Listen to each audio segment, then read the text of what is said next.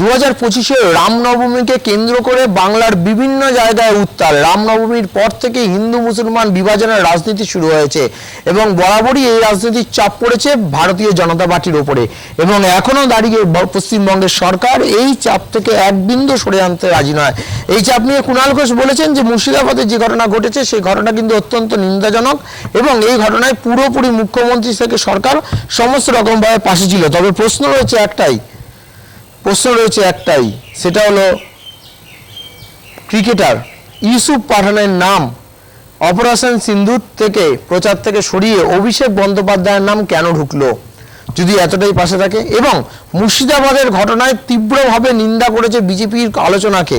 BJP বলেছে যে মুর্শিদাবাদের ঘটনা তৃণমূলের উস্কানিমূলক ঘটনা এবং মুর্শিদাবাদে মুসলিমদের খচিয়ে এনে এই ঘটনা করার জন্য কিন্তু এই যে দাঙ্গা বাজছে সেই দাঙ্গা কোনো মতেই মানতে চাইছে না বিজেপি এবং তৃণমূলও সেই দাঙ্গা মানতে চাইছে না।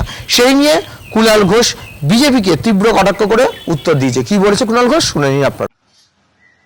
মুর্শিদাবাদের ঘটনা নিয়ে বিজেপি যে রাজনৈতিক অপপ্রচার করছে তা সম্পূর্ণ প্ররোচনামূলক এবং উদ্দেশ্য প্রণোদিত। মুর্শিদাবাদের ঘটনা নিন্দার, মুর্শিদাবাদের ঘটনা কেউ সমর্থন করে না। মুর্শিদাবাদের ঘটনার পর মাননীয় মুখ্যমন্ত্রী এবং পুলিশ প্রশাসন সমস্ত দায়িত্ব পালন করেছে।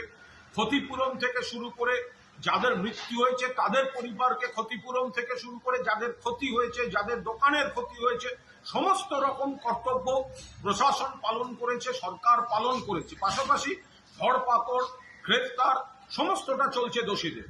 এর পাশাপাশি একটা লার্জার কনস্পিরেসির একটা অ্যাসপেক্ট রয়েছে। কি করে বাইরের লোকেরা ঢুকলো, সীমান্তের ওপাশ থেকেও ঢুকতে পারে, এপাশ থেকে কিভাবে বাইরের লোকেরা ঢুকে পড়লো তার তদন্ত চলছে, তার সমস্ত ইঙ্গিত পাওয়া যাচ্ছে।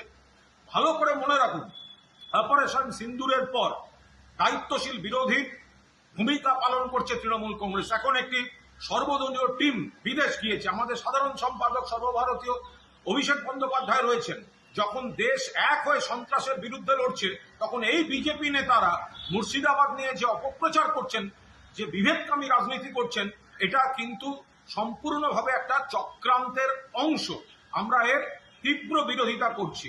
যে ঘটনা ঘটেছে তা নিন্দার, কিন্তু তার পরিপ্রেক্ষিতে সমস্ত কর্তব্য পালন করেছেন মমতা বন্দ্যোপাধ্যায় এবং সরকার। পাশাপাশি কারা কিভাবে ঘটালো, বাইরের লোকেদের কি ইনভলভমেন্ট ছিল, সেগুলো কিন্তু পুরো দস্তুর খতিয়ে দেখার পর্ব চলছে। এই সময় উদ্দেশ্য প্রণোদিত বিকৃত প্রচার পরিকল্পিত অন্য চক্রান্তের অঙ্গ।